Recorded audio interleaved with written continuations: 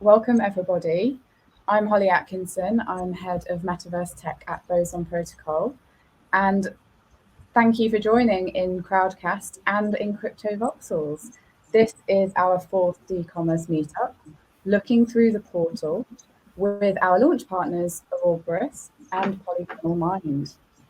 So for those of you who aren't familiar with our dCommerce meetups, I'll introduce Boson Protocol a little bit. Boson Protocol's vision is to enable a decentralized commerce ecosystem by funding and accelerating the development of a stack of specialist applications to disrupt, demonopolize, and democratize commerce.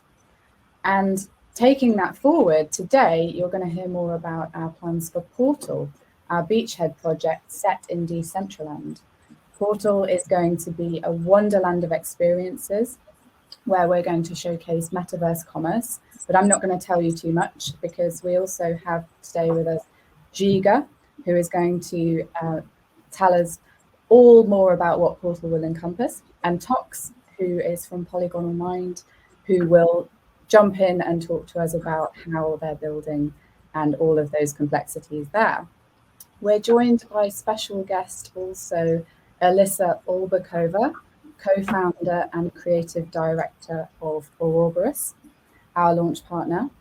And you can also see Justin Bannon here, our CEO, who will talk to us all in a little bit about Boson strategy.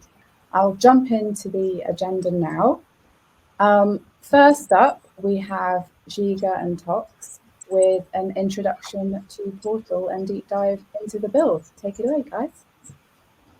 Thank you for the lovely introduction, Holly. So hi everybody, my name is Žiga, as Holly already mentioned.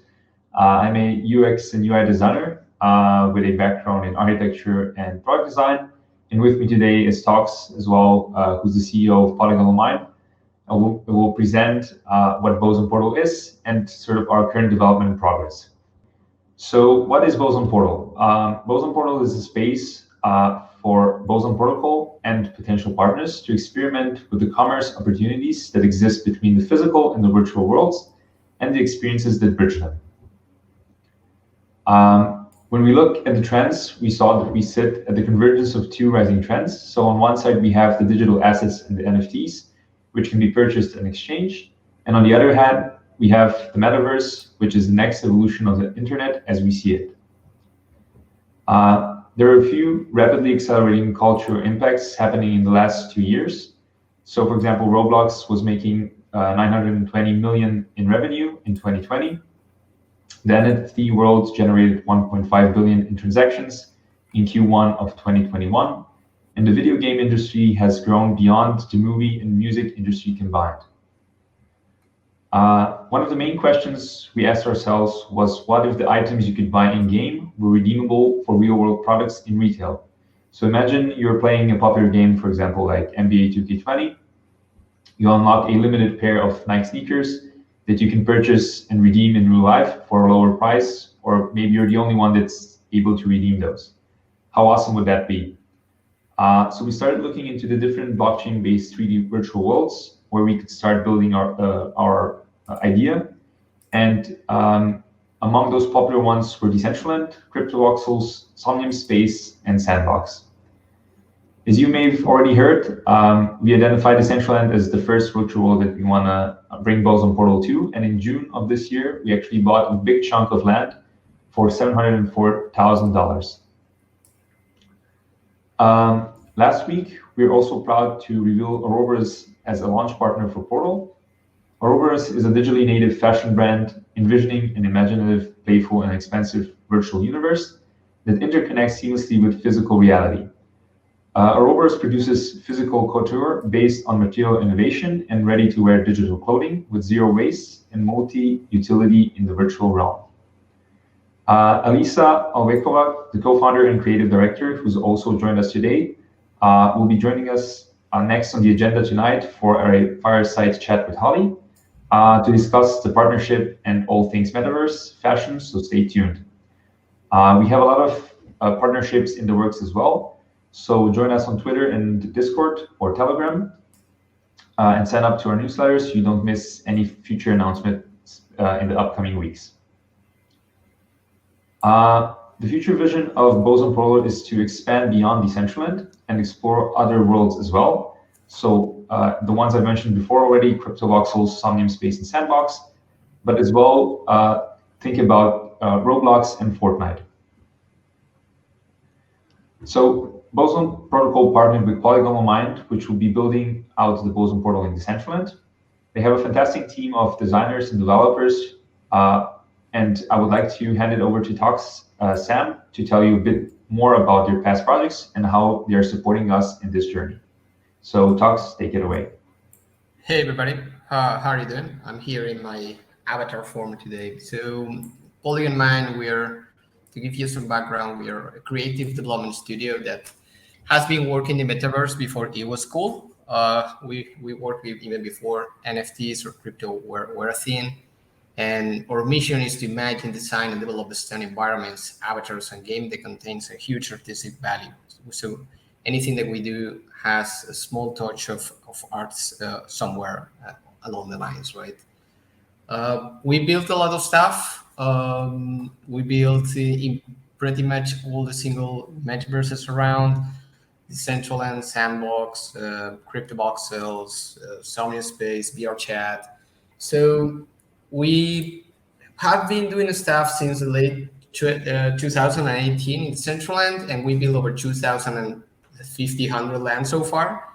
And it is filled with everything, right? We have experience of doing events, doing headquarters, games, art galleries, and all the kind of crazy experiments that you can imagine around the metaverse.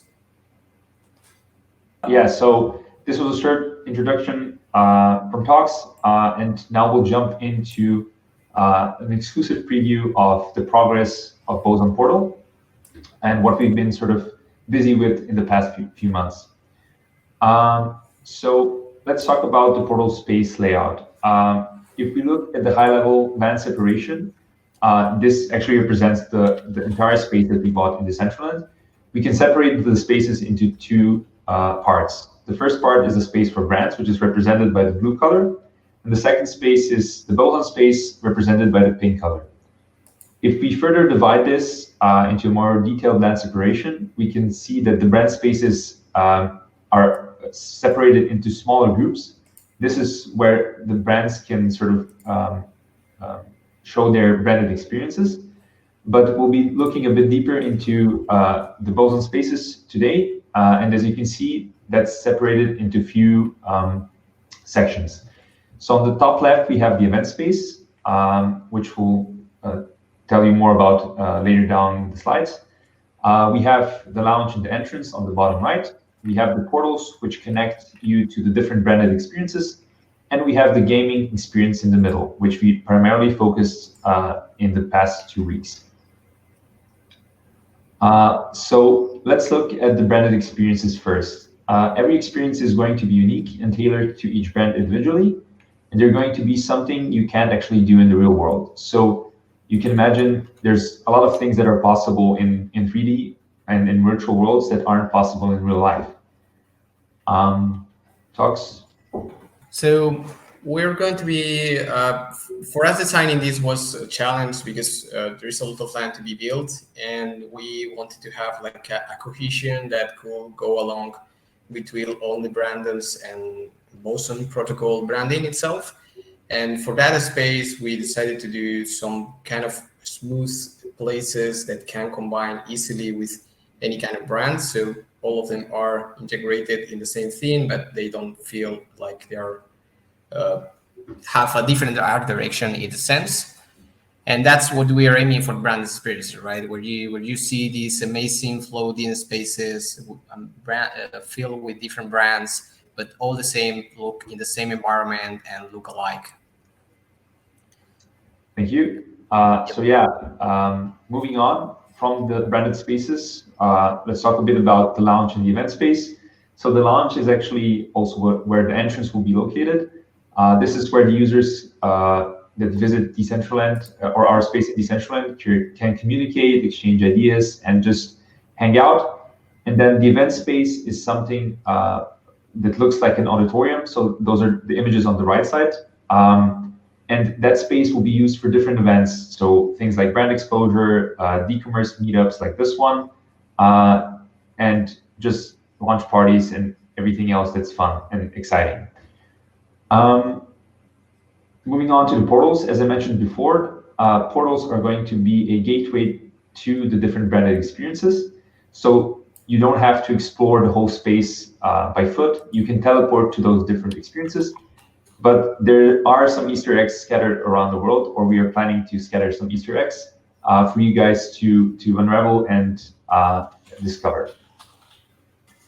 I will hand it back to Tox again to tell you a bit more about the actual gaming experience and the quest that we were preparing.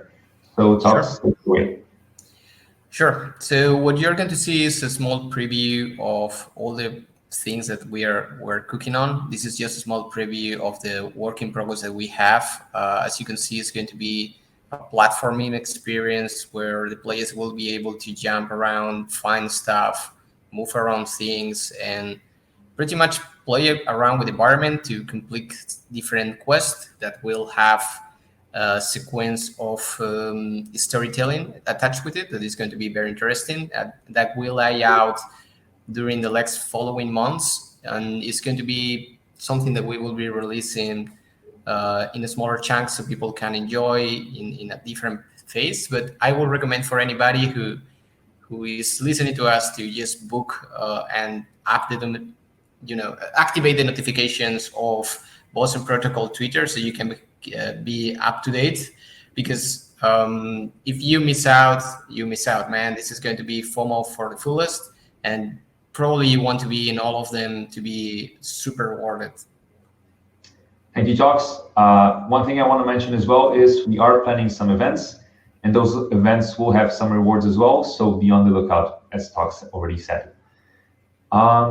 That's it from our side.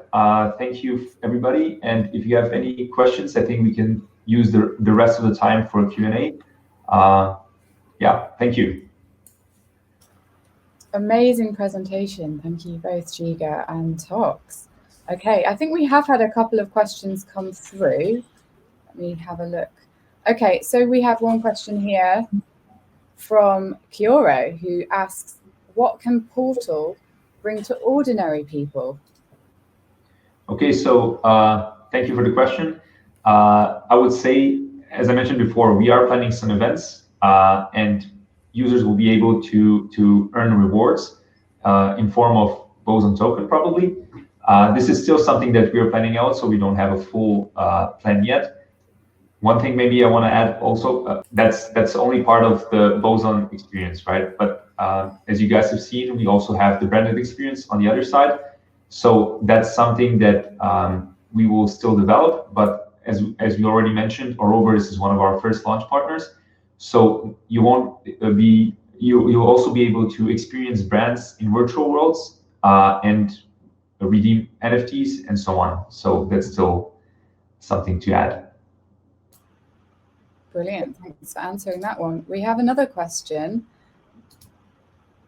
which is, will this be comparable with VR? Tox, maybe you can answer that one. Yeah, sure. Decentraland right now doesn't apply VR. It's something that is going to be later on the road this year, or at least that's what they said like a couple of months ago. So I will say that in the early beginnings, it's going to be only browser. And then once Decentraland start developing VR, probably all the experience that we are going to be building will be compatible with VR right away. But I won't count for that for this year or early beginning of the next year. So sooner than we might have anticipated. That's fantastic. And in terms of a rough date, I've seen a question about when will events be starting. Is there an indicative date? I can give an overview of our launch timeframe, which is towards the end of this year. In terms of events in Portal, perhaps that's something that you can touch on, Žiga and Tox. Yeah, so the events are still being planned. So unfortunately, we can't share any deadlines yet. But as I said, follow us on social media, Twitter, Discord, and everywhere else. And be on the lookout when we announce those dates. Incredible. Thank you very much, both. That was a fantastic intro to Portal and all of the amazing tech that's going on behind the scenes as we speak. Thank you very much. Next up, we have Alyssa. And Alyssa and I are going to have a fireside chat. Welcome, Alyssa. Thank you so much for joining.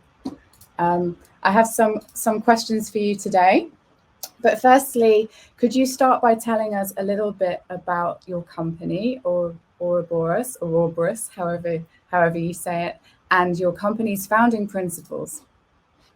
Hi, everyone. So lovely to be here. I hope my connection is good enough for today. In terms of Aurorabus, when we founded with my co-founder, Paula, it was very important for us to really be on the cutting edge of what is available from the scientific and the technological point of view and bring it to the audience in fashion, because we truly believe that fashion should be mirroring the society, and we want to enable people to explore their identities and also be more sustainable and mindful of the production. So that's why we founded Aurorabus. So really pushing the boundaries on the material and also the digital end of exploration of art, craft, beauty, and experiences too. Amazing. And I guess for many, I suspect the idea of digital first in fashion is antithetical. So where did that idea of a metaverse native fashion brand come from?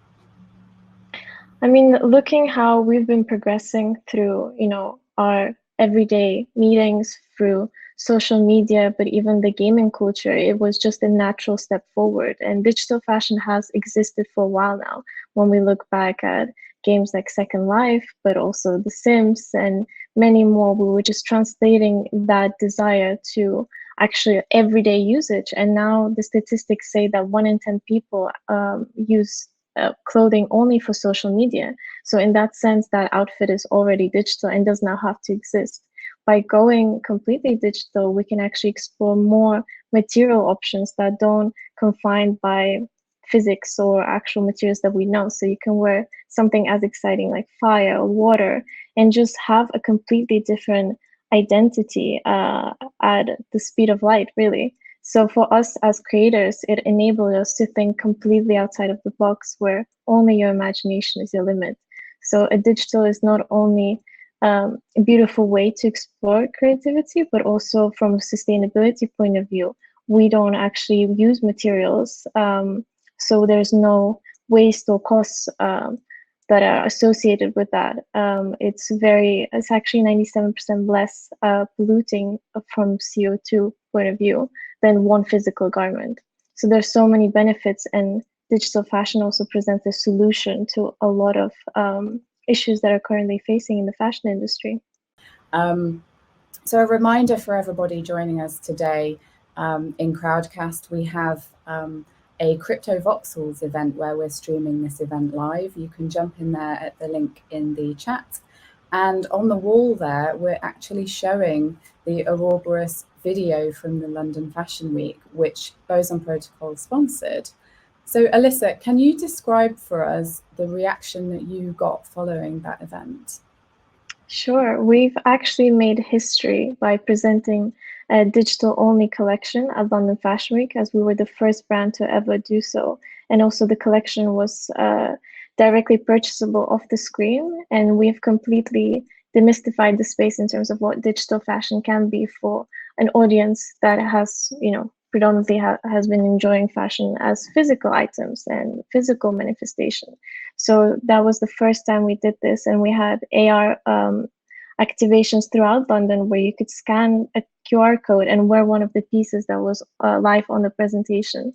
So completely democratizing the space and fashion. And also from accessibility point of view, this was amazing because you could see something on a runway or presentation, so to speak, and wear it at your own comfort and also share it with your friends. So actually the augmented reality outfit that we put out was able to not only dress you, but also a friend. So you could share it and enjoy it in mass scale. So that was really amazing. And within the 3 days of our launch, we had over 2.5 million users. So that was absolutely incredible how engaging people found this. That's a huge number. That's incredible engagement from that event. And yeah, a reminder for everybody, please jump into the link and check the video out, because it is amazing what Alyssa and her team are doing. And while you're in CryptoVoxels, see if you can find the POAP and sign the guest book for a chance to win 100 Boson. Okay, next question I have for you is, one of the trends that you're reacting to really is how a large proportion of fashion now is consumed for the purpose of social media. So curating a person's specific image online, so through digital imagery and whatnot. So fashion, some would say fashion has lost part of its real world or utilitarian and material value through doing that. What do you think is driving this social media focus, and how far do you think this can go? I think genuinely what our generation needs is a hopeful and a utopian outlook on the future. And when we were growing up, or even right now when we think of future, often in the mass media, it's projected to be negative or dystopian. So for us, it was very important to present something hopeful, something of a fantasy, something that people can, latch onto and imagine something better. So for us, fantasy and obviously imagination and creativity has been the absolute forward trend. That it's not even a trend, but kind of being able to explore yourself in the metaverse and in social media and all of these different interlinking universes really is the key. And that's how people will be enjoying fashion overall. It's going to be a hyper real state between the physical and the digital. And we really aim to upgrade the space. And that's why we're so excited with the partnership of Boson, because we're able to bridge that gap better and better. Amazing. I love that phrase, hyper-real fashion. I think it's such an amazing way of explaining what that brings. And actually, you mentioned the partnership with Boson Protocol. So among the things that you're doing with us for Portal is delivering a unisex digital design in a digital version that we will then take to create a physical counterpart. Is this going to be the first time that Aurorabus has taken a physical counterpart along with a digital design and brought that forward? We're not going to disclose too much because we're going to leave it for everyone to enjoy when we launch it very soon. But we've created a unisex piece that people can, use in terms of the digital space onto their avatars, but also as an NFT. So it's going to be really exciting, not only in terms of the beauty aspect and value, but in terms of its utility and interoperability. And then on the physical side, it will be equally unique, and we're going to be exploring some very exciting materials. So both worlds are going to be inspired by each other and interlinked in that way. And I've seen some of your designs, and I think they're absolutely incredible. They go beyond the idea of traditional fashion, far, far beyond. What do you see as the potential for metaverses and fashion within those metaverses? I think it's really important to focus on storytelling and narrative. We often see that with the speed of the world, and especially fashion, everything has been kind of diluted to nothing. And why I personally enjoy the metaverse and even the gaming space is because of that cohesive storyline. There's a whole world, and that's exactly how we approach the space in terms of a 360 view. So not only focusing on the product, but actually the whole world, the ecosystem. And that's why we enjoy digital so much, because in a way you can design within that mindset. It's almost like a film that you enter the space and you've completely immersed yourself in the story.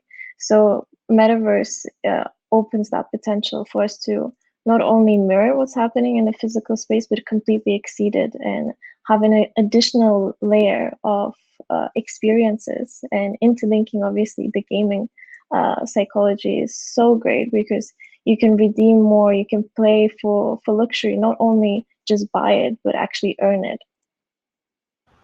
It builds on so many different concepts, and yeah, as you've mentioned, human psychology, and I think linking that with Boson Protocol in itself, which uses game theory behind the scenes, there's a lot going on here. There's a lot of unusual concepts, and I'm really excited for everybody to see what we're going to launch later on this year.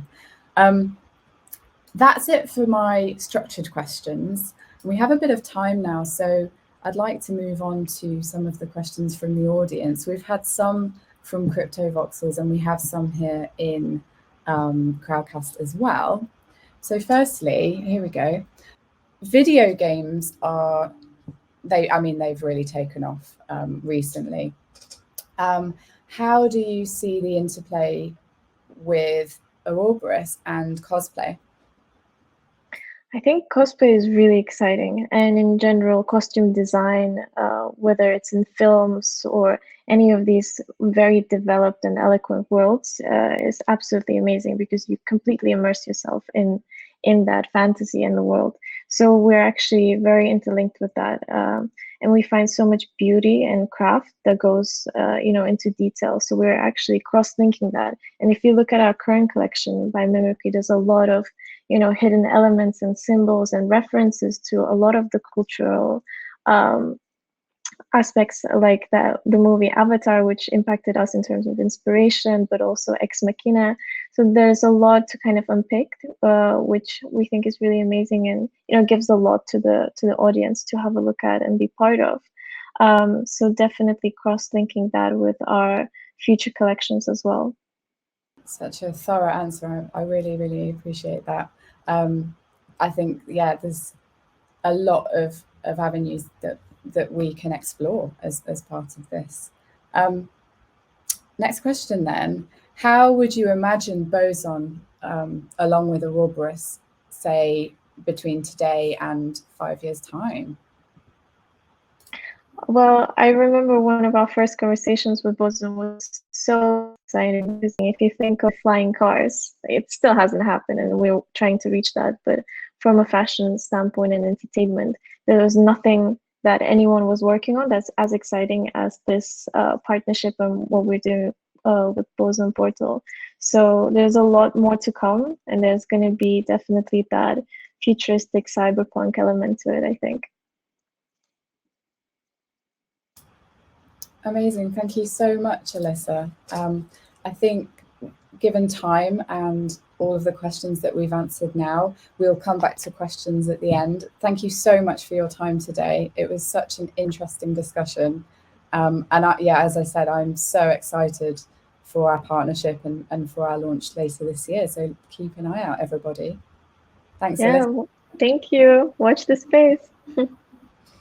Amazing. So next up, we have Justin Bannon, co-founder of Boson Protocol. Justin's going to talk. Hi, Justin. Justin's going to talk about decloaking, but not in a scary way. We're going to talk about decloaking Boson's strategy. So, Justin, take it away. Thanks, Holly. Amazing presentations preceding me. We've got to the stage with Boson where there's just so much happening, and just these incredible creatives using the technology that we're developing. Just amazing kind of cyberpunk and cool technology built on Boson is coming down the line, and I'm promised I won't blurt any of it because it's all being released to this very controlled schedule, but watch this space.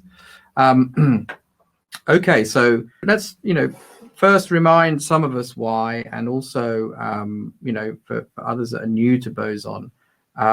Boson is very much founded on principles and a vision. The vision of Boson Protocol is to kind of twofold. It's to prevent this dystopian future, which we already feel around us now, where monopolies control commerce and value farm us all. So whether you look at these kind of dystopian futures like the Matrix or Ready Player One, where a single corporation, wants to own and control all the Oasis servers and databases, enabling them to delete people, access information, change the rules. So, instead of dystopia, we want to enable, a world of decentralized commerce where people share in the value they create, where, commerce enables thousands of millionaires instead of a few trillionaires that just control all trade.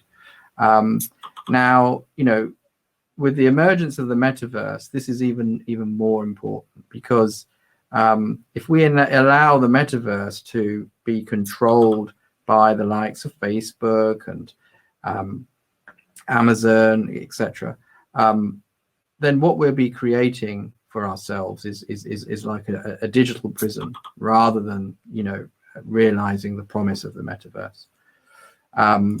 And one particularly scary vision of that is Mark Zuckerberg, with this vision of Facebook becoming a metaverse company.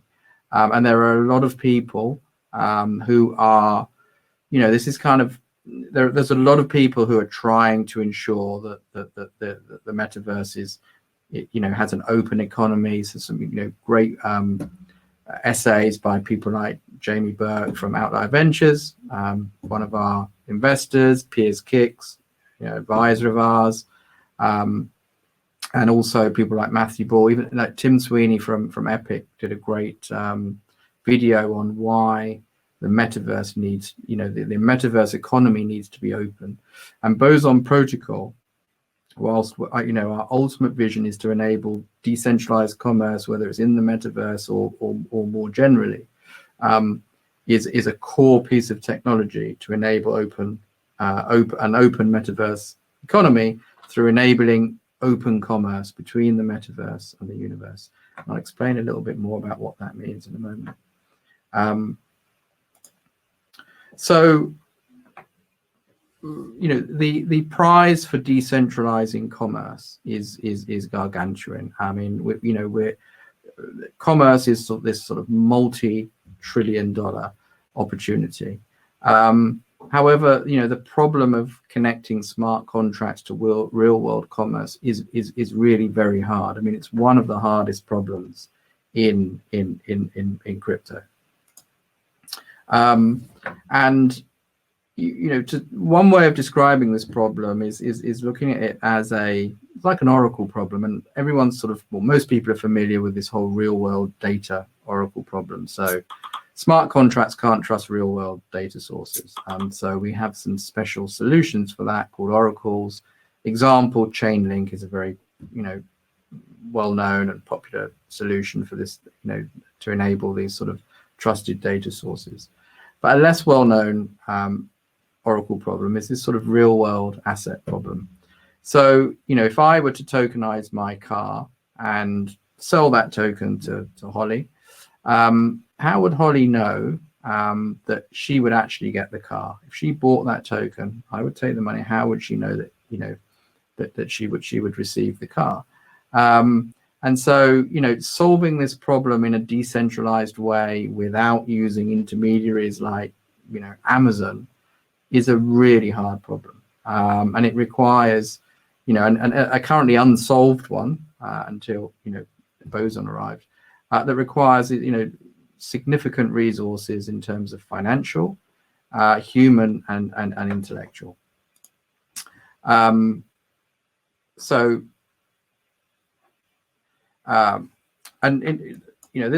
oh, I think I'm going the wrong way. And this problem has three main problem areas.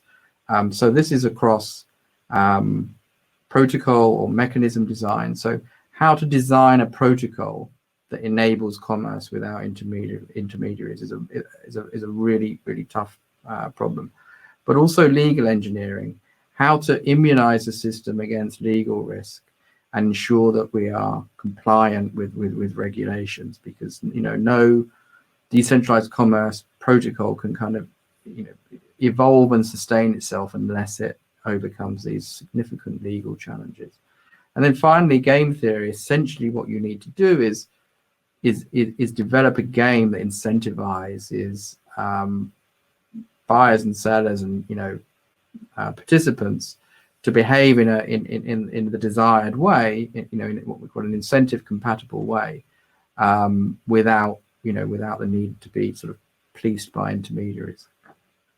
So super hard problem in three areas. So we said that it requires financial resources, and earlier this year in April, we kind of crossed this huge barrier in terms of raising the funds that we need to make Boson a reality. So we raised a total of $36 million in the Boson private and public sales. Did that from an amazing community and investor list, including Outlier Ventures, Animoca Brands, FBG Capital, Walsh Wealth VC, and many others that supported us and continue to support us, as investors in a community. We also then we used these funds and also the sort of strength of our vision and our early design to put together with this incredible protocol design dream team. I mean, my co-founder Gregor, I mean, it was always our ambition to put together a team capable of solving these hard problems, but we really cannot believe that the team that we have sort of amassed here. So from and I'll talk through a couple of them here. So in legal engineering, we've got probably the #1 blockchain scholar in the world, Dr. Primavera De Filippi. So and also Silke, who is a PhD student of Prima's, and also the General Legal Counsel of Gnosis. An amazing team helping us with all the legal engineering, but also governance and the whole designing our whole progressive decentralization. Then on protocol design, we have Aditya Askangoa, whose other job is designing Ethereum ETH2, an incredible protocol and mechanism designer. The way we found him is that he'd written a research paper on a very similar dual escrow solution, but for digital goods, and ours is for physical, and has helped extend Boson Protocol to be an exchange for digital, physical, and on-chain. And then, so as Aditya designs the protocol, we then have Nick Mudge, who's arguably one of the best smart contract architects in the world. It's designed sort of the diamond standard for smart contracts, ERC 998 for composables. Incredible architect. And then for the game theory, we combine Dr. Akaki Mamagaishvili, one of the best game theorists in the world, specializing in sort of algorithmic game theory, and then also Dr. Zeynep Gürchüç, who from Imperial College has been with us for, I think she was our first advisor, who specializes in crypto economics and sort of behavioral aspects of game theory. So this incredible team that we've put together. And so what we've designed is this decentralized exchange for everything. We started with a solution that worked, that was relatively niche for digital to physical, but now what we've created in our next version that we will be releasing in early next year is something that is universal. And if you imagine you've got Uniswap for exchanging ERC20 tokens, imagine if you had a similar exchange, but that you could exchange physical items, and as we're doing now, digital to physical, but also digital items, so digital files, movie downloads, etc. And then also on-chain items, so actually used to exchange NFTs, etc. as well. And all of those in a common interoperable format. So an incredibly powerful concept. So in parallel to designing the new V1 version of Boson Protocol from the ground up, we also launched the Leptonite peer-to-peer marketplace reference app, which has been built on the current Boson Protocol V0, deployed on Rinkeby test network, and is being used as an onboarding tool for developers to get to grips with dCommerce, and that's available. And also there are YouTube videos, etc. if you want to explore that and understand a bit more about the potential of decentralized commerce. So with the new protocol design complete, our focus has shifted to executing our go-to-market strategy, and some of the the incredible presentations that have preceded me have just given a taste of some of these initiatives. But our go-to-market strategy essentially is in three phases. So the first phase is what we're calling a beachhead. It's like our launch niche. So if you think Amazon, they launched in books for a number of very good reasons. We're launching in the metaverse. It's a huge zeitgeist. There's a huge need in the metaverse to enable this sort of digital to physical commerce. And so we're enabling brands to sell physical products in Decentraland, and doing that in a way that really explores all the possibilities that the metaverse offers that would be either too expensive or would be prevented by physics in the universe. But that's just, that's what we're doing over the next couple of months. What we're also building in parallel, if that's our MVP, we're building out a metaverse commerce product. And so you can think about this as if you imagine Boson Protocol in the middle, and on the sort of left-hand side, plugging into Decentraland, CryptoVoxels, Sandbox, Somnium Space, multiple virtual worlds and games. And then on the other side, plugging into multiple e-commerce platforms like WooCommerce, Shopify, etc. So that and other sort of e-commerce systems, so that brands will be able to sell physical products via Boson Protocol and plug straight into sort of syndicated across multiple metaverses. Incredibly exciting, kind of plugin. And you could think of this in the same way that when the mobile first emerged, there were these sort of products that would enable existing brands to sell via mobile, and so that's what we're calling our breakout product. And in parallel to this, there's a huge amount of activity happening on full decentralized commerce. So whereas the metaverse commerce product has got lots of centralized scaffolding, it doesn't have fully decentralized everything, but it gets us to market and gets those kind of network effects turning, gets us learning and iterating. The decentralized commerce product is a full protocol, core components and that we're building, but then also funding a whole ecosystem of other components that will work as an ecosystem to unbundle e-commerce itself. So as you've seen, and I won't dwell too much because we have such great presentations, Portal is this beachhead sort of strategy. Then next, this future vision of the metaverse commerce product. And then finally, moving to full decentralized commerce. So we invite all of you to join us on our Telegram, become part of it, look at our grant program, and join us in creating this future where commerce is open and fair and super cool. Thanks, Justin. That was a great presentation. We've had some we've had some questions come through from Crowdcast and from CryptoVoxels. Let me bring everybody back. Okay, so Justin, we've got some great questions for you that have come through.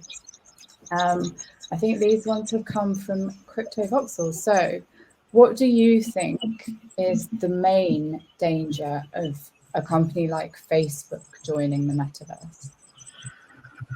I think, as I mentioned in my presentation, it's that they have this thing called an extraction imperative. They are these organized. I mean, I studied them, and I even ended up, being CEO of a sort of billion-dollar platform. I know the game. You design institutions that extract value from their users, and whereas when technology is something that we sort of log into, and it's a website, and we have a real world out, and it's not.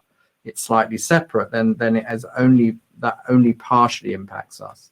But if we're living in an immersive world, then it really becomes like the dystopian vision of like Ready Player One, where we create a digital prison for ourselves, like a value farm where we're like the dairy cattle, and these organizations just suck all the value from us. And that's really not the sort of metaverse that we want our children to live in. Yeah, that's something I definitely understand. We can build in an open way or a very, very closed way. Okay, next question, and then we'll bring everybody back for some more questions. We have a number of amazing questions from our wonderful audience. So who do you think your competitors are, and are you worried about copycats? At the moment, I think it's pretty much a blue ocean. Of course, there are, the existing Amazons and eBays and Alibabas, but really, for decentralized solutions that are not extractionary, and particularly with our V1 protocol, we've amassed this team of incredible people to solve a previously unsolved problem. And so that buys us this whole, first to market, first mover advantage. But that gets spent very quickly. And so that's why we are spending also a lot of time, effort, and money on triggering network effects and triggering usage and building amazing, cool applications and relationships so that we rapidly scale our usage, and that way we just, we become this sort of what we call like TCP/IP for commerce. We want to become this basic set of infrastructure that everyone uses for commerce. Great. Well, thank you so much, Justin, for sharing an update on Boson's strategy. We're going to bring everybody back now for a final Q&A. We've got a couple of minutes before we'll finish today's meetup. So I think we'll get going. So we have Tox. Welcome back, Tox. Hey, what's up? Just waiting for Žiga and Alyssa to rejoin. Oh, here we go. Everybody. And Alyssa is also here now. Amazing. Great. So question we have now, what kind of customer experience or journey do you envision for the buyers and sellers in terms of real world actions and how that relates to the blockchain? And second part of this question is, how do you envision bringing legacy carriers and aggregators of supply and demand into the Boson Protocol world?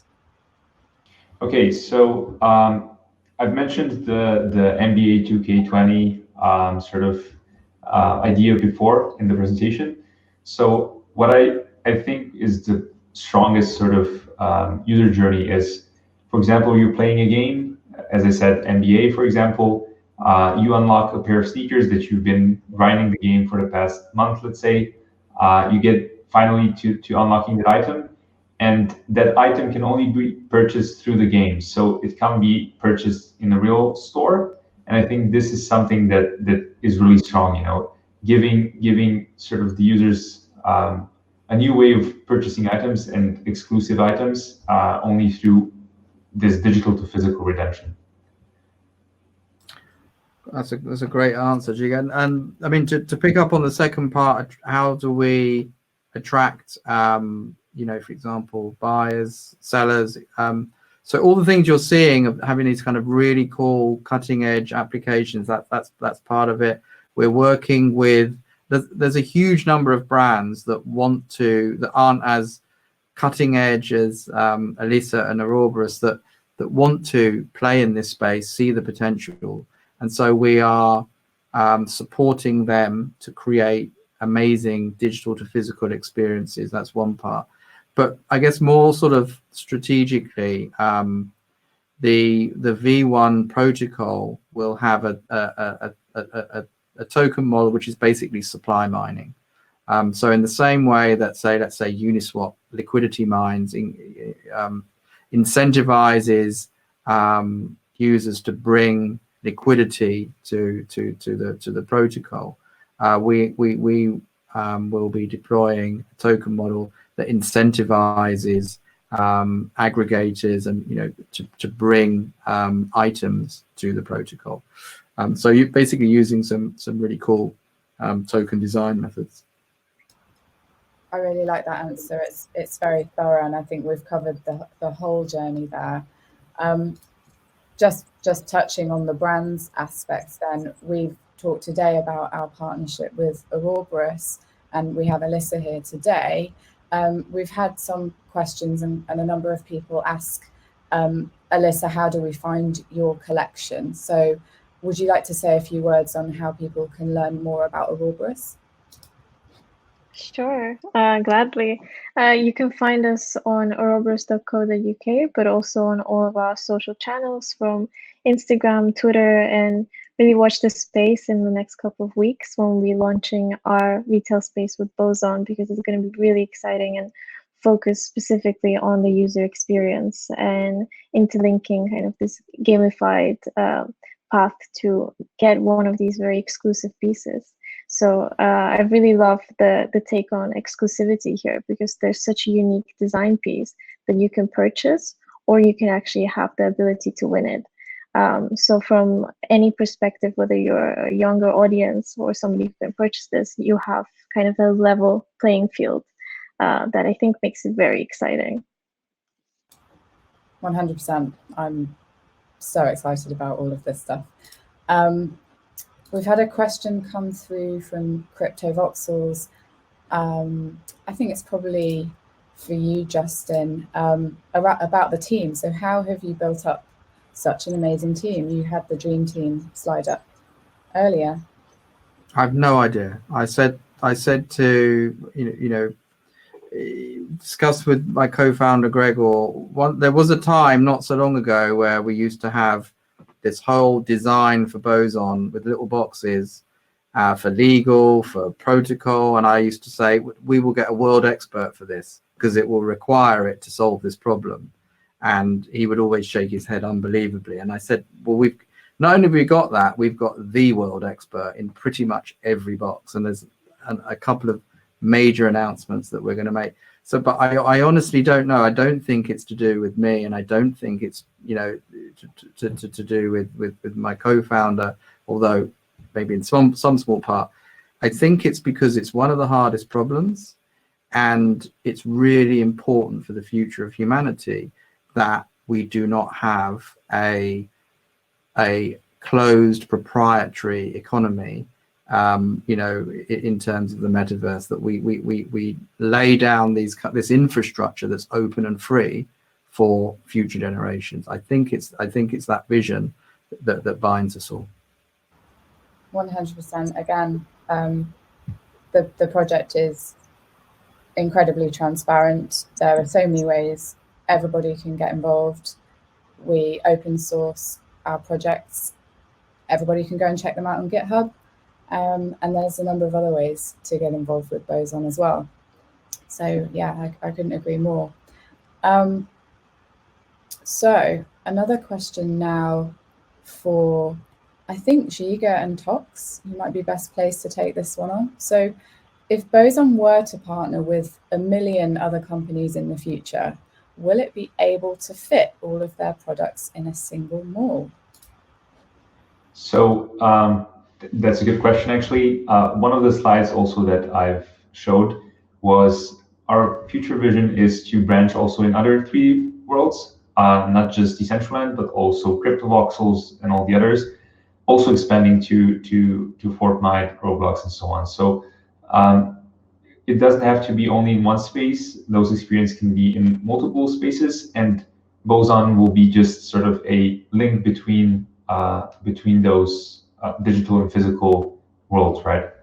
I hope this answers the question. Great answer, Žiga. If I can just add to that, we have been quite deliberate about not being a mall per se. It's kind of like this experiential wonderland, and the reason being that the purpose of, I mean, there are some amazing malls that are being created, and there are lots of amazing retail space. We are like plumbing for them, so we're really careful not to compete with our customers.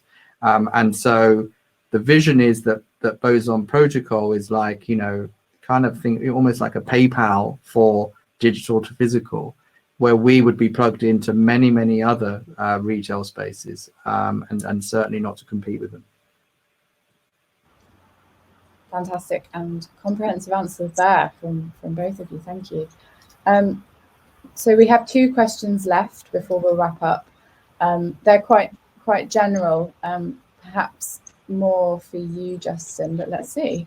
Do you plan anything special for the early supporters who took part in the Gnosis auction? The answer is yes. We are looking, and we've got a number of options, and there is a lot of internal consideration and debate of, you know, of how we do that, not just now but on an ongoing basis. So absolutely watch this space. And I know, Holly, being on as many internal Slack channels as me, you know that the number of these different potential initiatives that we're looking, and a few that we're developing. I definitely know about those with all those messages. Thank you, Justin. So final question then. How long do you think arbitrage will continue to exist in NFT land, and why? What kind of arbitrage? Like centralization decisions, that's kind of sort of thing? It doesn't say. So very interested to get your thoughts on this. I think in my perspective, crypto opens the gate for decentralization to anybody, right? To do whatever they want, but decentralization is also very similar to chaotic status, and that's very good for new companies to join in, because you can play around, you can do so many stuff, right? But there's a lot of people who is not going and willing to be wandering around the chaos, finding the good stuff and finding the gems. So there is always going to be somebody curating and creating some kind of filters of proof of, of quality of work around anything that is decentralized. So I don't think arbitrage is going to disappear. I think it's just going to be evolving. I don't think decentralization or centralization are different. I think they are both sides of the same coin. Sometimes you need one, sometimes you need another. And there's always going to be different layers of decentralization among entities, among communities, among companies, enterprises, So it's I don't think it's going to disappear. I think it's going to be evolving, and it's always going to be evolving. I believe that right now we need decentralization because we have these big and enormous companies who has all our data. So we need to decentralize that. But once we got this decentralized, high chances that small islands of centralization will appear along the lines. But probably those will be consensus from decentralized places. We will see how it evolves, right? But I don't see that it's going to disappear 100%. Yeah, I definitely agree with that point on decentralization there. And I mean, your answer and the question itself, it highlights for me again the breadth of kind of behind the scenes topics that we have to think about in implementing this pioneering new technology that we're all working on. We've talked about digital fashion, we've talked about psychology and game theory behind that, incentive mechanisms, decentralization, and now we've touched on arbitrage as well. It's all fascinating for me, and I hope for you, our audience in Crowdcast and in CryptoVoxels as well. So we've come to the end of all of our questions now. I just want to thank all of our speakers again. Thank you so much for your time today. Alyssa from Auroboros, Tox from Polygonal Mind, Žiga and Justin from Boson. Thank you everybody for speaking today. And yeah, thank you so much everybody for your interesting questions. If you haven't looked in CryptoVoxels, jump in now, see if you can find that POAP, sign the guest book for a chance to win 100 Boson. And yeah, hopefully see you at our next dCommerce meetup. Thanks again. Bye, everybody. Bye-bye.